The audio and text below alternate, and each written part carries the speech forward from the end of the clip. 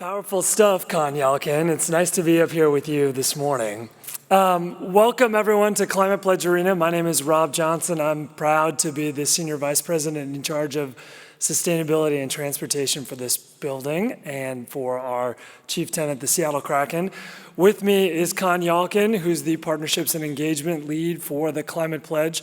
And Con, if you could go back in time and tell 12-year-old me, who was volunteering for Earth Day 20, that I'd be standing up here talking about the intersection of sports and sustainability, I wouldn't have believed you. So really, really happy to be here to talk with you a little bit about the Climate Pledge.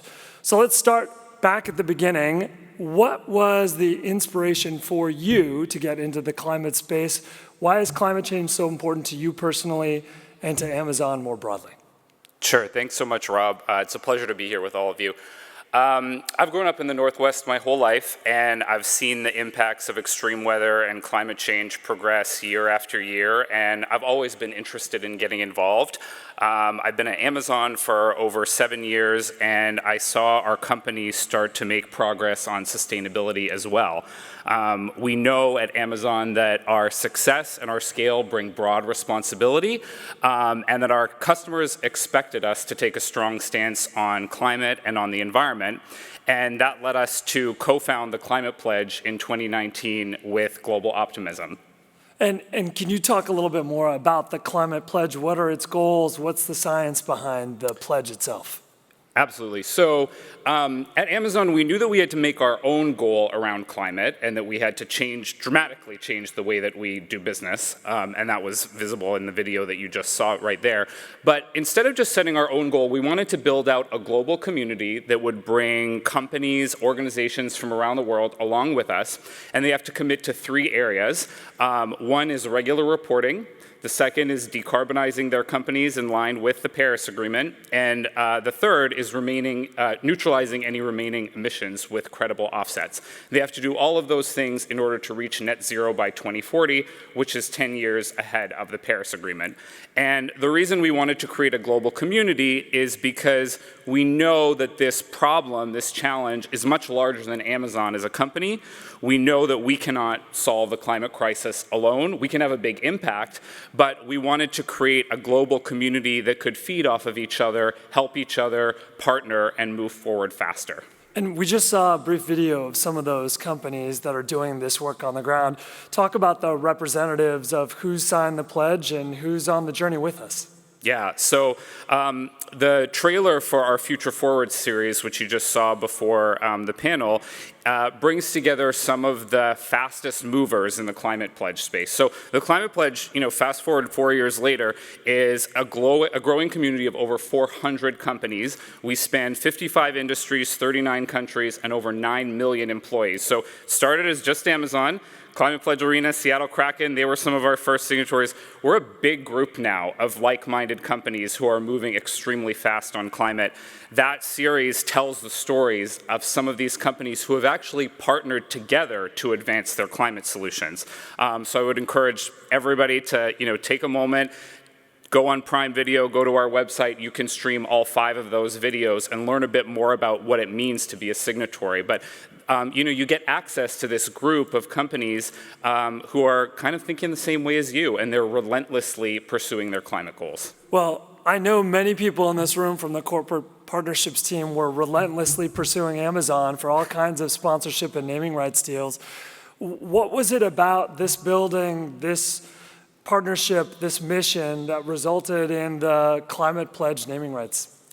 Well, when Oakview Group and the Kraken were on the hunt for a naming rights partner, it had just been a few months, actually, since we'd co-founded the Climate Pledge.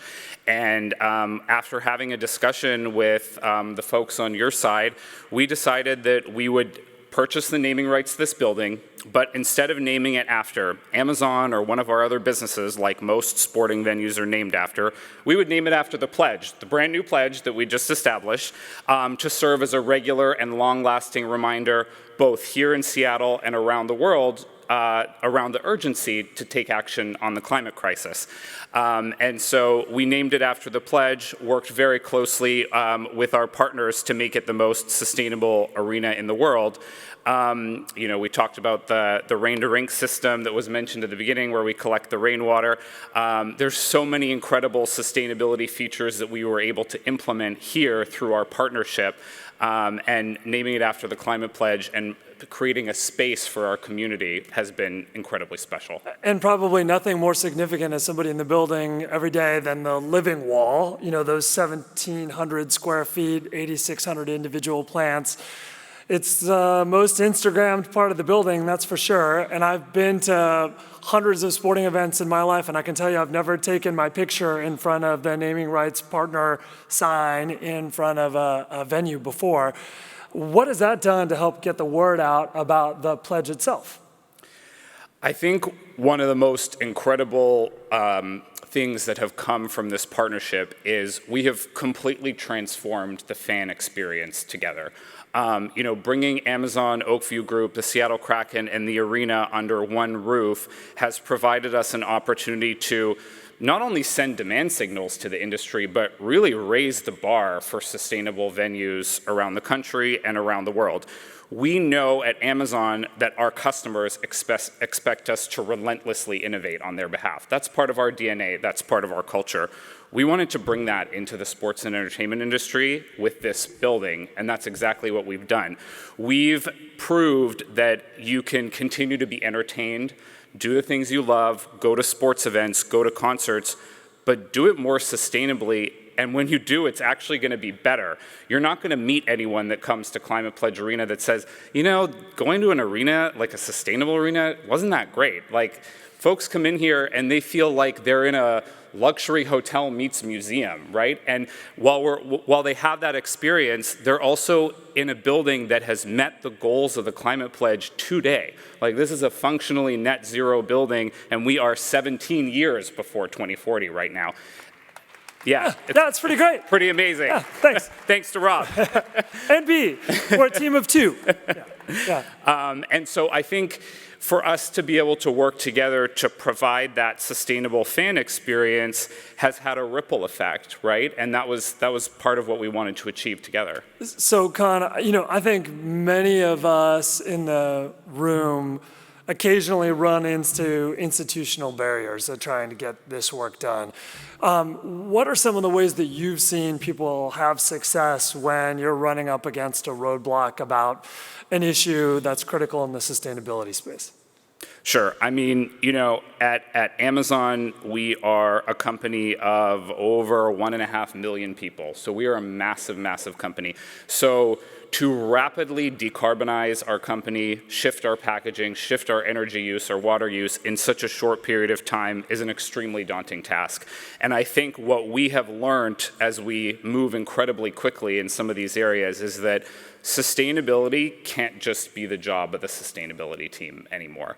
Every big company has a sustainability goal. They have a website about sustainability, but you got to prove that you're actually hitting milestones now on behalf of your customers, fans, whoever they may be. And you have to make your employees feel like they have agency in sustainability. So it's everybody's job. And that's what we're trying to do at Amazon. And also what we've tried to do here at the arena is create agency in climate, create agency in sustainability. When you come to a building like this and experience an event, you feel like you're part of the solution. And it's kind of like recycling or composting or doing some of those other things that we've gotten used to. You're supporting a business and a space that is doing right by the planet. At Amazon, we are trying to pass on responsibility and ownership, which is one of our key leadership principles, to all of our employees. So we're creating tools and resources, however modest they may be, to allow everybody in our company to start to contribute toward our sustainability goals. Okay, last question as we run out of time here. All of us read the news, we see what's happening. As someone said earlier, climate change is its own storytelling device right now. In the face of all that negativity, what keeps you motivated to stay positive, to continue to be a force for good and change in the world?